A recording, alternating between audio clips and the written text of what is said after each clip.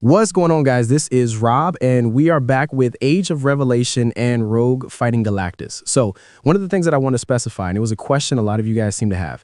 Age of Revelation, the X-Men event right now, is not taking place in the present day. This takes place in the future. Now, it takes place at various points in the future. For example, this story starts off 7 years in the future, but then continues on to 9 and 10 years in the future. So I just want to kind of specify that ahead of time. But what this does is it picks up with Rogue, and she just says he's coming, right? And he's coming right for us. And then at that point, you switch over to a handful of different mutants: Dome, Temper, Ransom.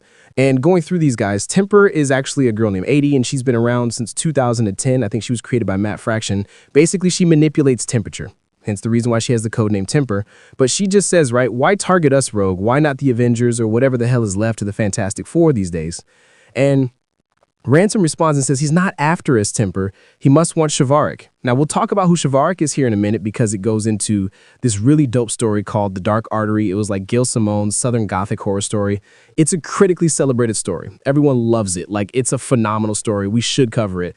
But to focus on Ransom for a second, he's kind of like Gail Simone's modern-day version of Sebastian Shaw meets Bishop, in the sense that, much like Sebastian Shaw, Ransom can absorb basically kinetic energy and then turn it into physical strength.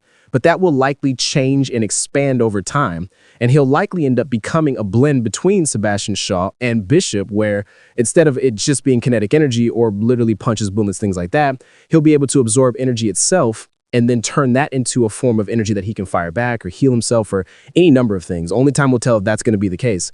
But Spider-Girl chimes in and says, like, we can't let him have her, right? Like, didn't you say that she has the power to enslave the world, right?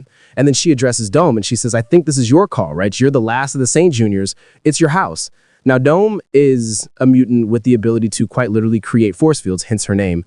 And she just says, like, I cannot look at him all at once, right? I don't know what to do, Spider-Girl. I really don't. And so that's where Rogue looks over at Gambit and she just says, like, Remy, are you still with us? And he's like, yes. And this is kind of an important moment here because for a lot of these guys who are around, even including 80, a mutant who's been around for a little while, they don't really have the experience that Rogue and Gambit have because Rogue and Gambit have been around for a very long time.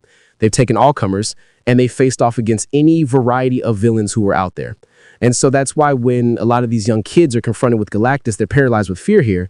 And it's one of these things that's kind of crazy because they don't quite know how to handle it.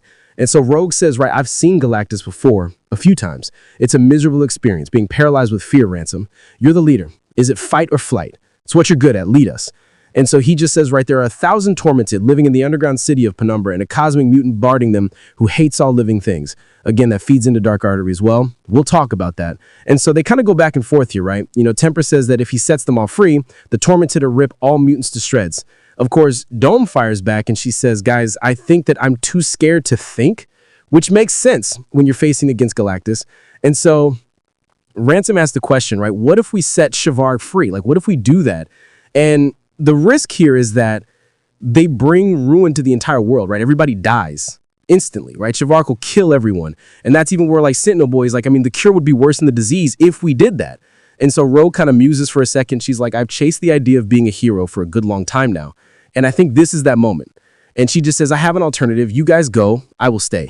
And you get this really, really beautiful moment. This almost kind of like the inverse, right, with Gambit and Rogue in X-Men 97, except this time it's Rogue and Gambit in the sense that Rogue is the one that's getting ready to presumably sacrifice herself, right? She says, Remy, my love, the youngest ones, they've got a whole ass life ahead. And there's the baby. Go, please. Now, for those of you guys who have not been following the story of Rogue and Gambit for quite some time, they've been married for a while in Marvel Comics, right? Like, he finally got to clap the cheeks, but for real and for true, right? He put a ring on it. The two of them have been married.